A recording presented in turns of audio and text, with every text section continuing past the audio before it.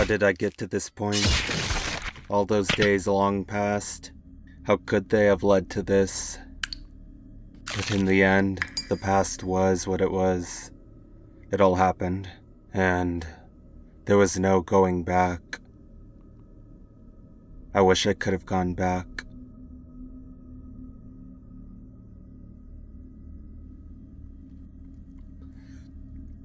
All I'd ever wanted as a child was to be a great fighter. Much of that wish had been built out of a need for attention, but only now, far in retrospect, do I understand that. My best days were after my parents died. Save that what you will. A rather attention-hungry kid I was, and so, out of that need for attention, I ended up turning to sword fighting. Sword fighting, in my world at least, was king. The sport of sports absolutely unmatched. And that intense desire of mine to rise from the shadows. Did that ever lead me somewhere? Thanks to my resolve, I was chosen at a young age to become a trainee to the greatest force Lathine had ever seen, the Eclipse. My people weren't plentiful, so what we lost with numbers, we made up for with skill. Eclipse were trained and armed to the teeth, so that they could act as unstoppable peacekeepers. Those men from last time, Master Gyogon and Nainiro. Just a few special people I met coming into the Eclipse, but for now, we're dead set on Nainiro. As a trainee, I'd had the privilege of training under full-fledged members of the Eclipse. In particular, I had the honor of meeting a man by the name of Nainiro.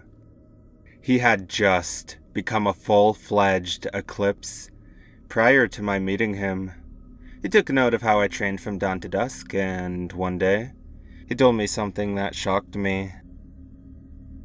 Training can only get you so far. This sounded like blasphemy.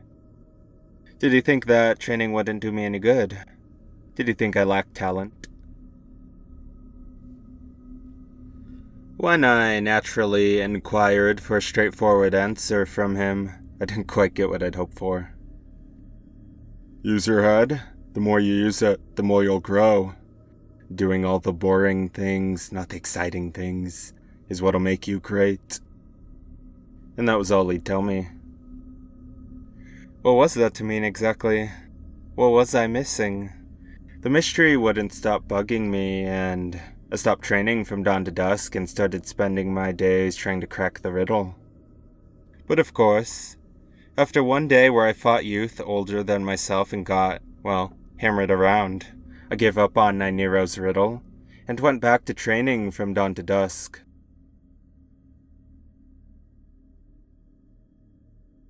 No sooner than then, one last time, Nainiro came to me. Use your head, he said to me. Master, you should only say what you mean. I mean exactly what I said. Use your head. That was all I could get off him. A few days later, leaving it all for dead, Teofun and I were studying. Then coming across something I did not understand, I turned to my right. Teofun? I said. What does that mean? I don't understand.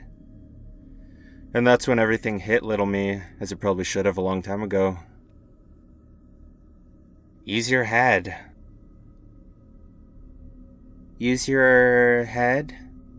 Yes. Be smart. So simple an answer. Really, it all should have hit me sooner, and so... I spent more time reading than anyone over the next few years. More time going over boring things like how my form was, and more time going to the older ones for any wisdom they could impart. Everything I learned fell onto the table when I fought, my gift for foresight, for spotting patterns, for game planning in an instant, led to an unpredictableness nobody could handle. I continued to unite power and wisdom as one, and together, they never failed to accomplish my goals. And so I found success, winning the great tourney known as a yearly, of which there were 13 held each year, and that incredible right winning one grants. Yes, the chance to go to the capital, Moonfloor, and fight in the finale of finales, the tourney of yearly winners, held on Ethera 37 each and every year, to crown the one and only champion of the year, the champion of the world, and to go down as a legend for all time. And we went to the second yearly ordained for the year, and the morning of it, well, Nero awoke me. Lethadel. Yes, Lethadel was my true name. Lethadel Undulli. And, well, I guess here, I really forged my fate. Forged what would happen at midnight. Nero wanted me to come with them to the yearly, naturally so, but I kept refusing him. I don't want to risk injury, was one of my lies. I also said, I only want to avoid fighting is all. I think it suits me better to learn and observe. Use your head and all that, right? What better way for me to prepare for fighting in Moonfloor, the capital?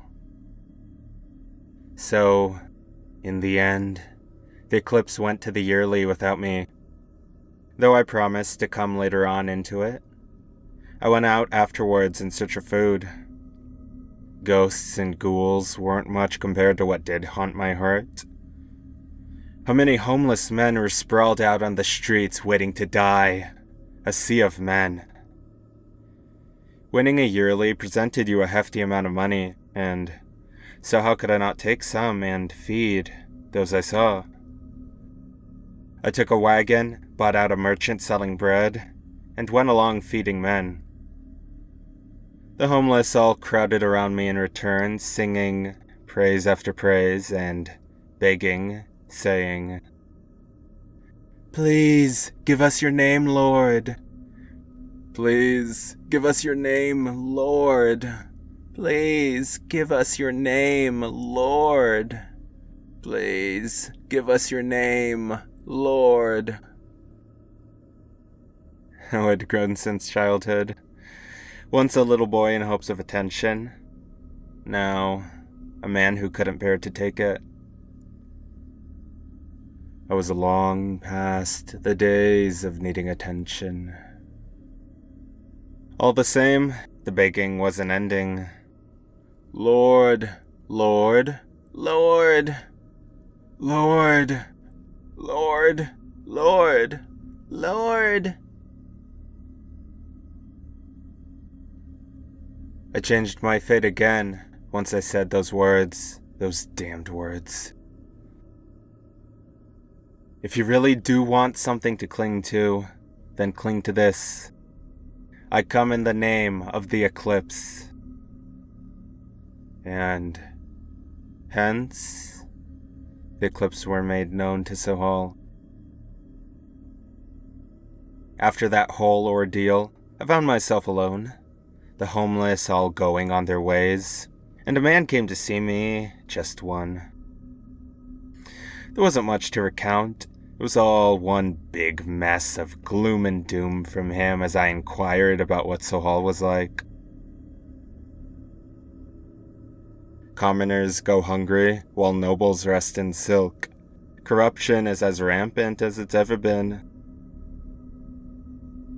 That was the tagline that meant something to me, stuck with me. I'd never been to Sohal before these latter days. Corruption, starvation, yes. Sohal was having those problems, same as ever. That was its history ever since the days of Miosef. So far a cry away from the paradise I knew as home, and it hurt to see suffering, such suffering. After doubling back to the inn for a nap, I finally went to the yearly to spectate it. Thinking about fighting right now, though? Impossible. My inner flame had gone out after I'd won the first yearly, and I'd had no clue why. Because nothing like that had ever happened before. Maybe winning a yearly was never going to live up to what I dreamed of.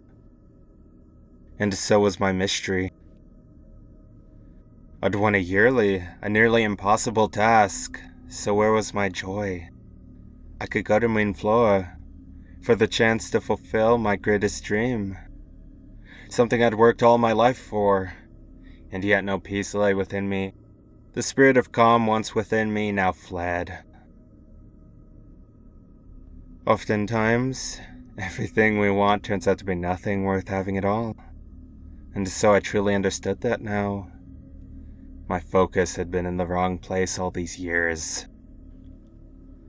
So that yearly came to a close. None of the Eclipse were able to win it. And after Teo lost and broke his sparring blade in anger, some of the Eclipse grabbed the pieces and put them under Teo's pillow just to mess with him that night. But me, well, that night I couldn't really sleep. A little too understandable after that long nap I'd taken, you know? Thus, being me, I went for a moonlit walk, but little did I know that on that walk, the foundations of the world would break, and fate would hit me.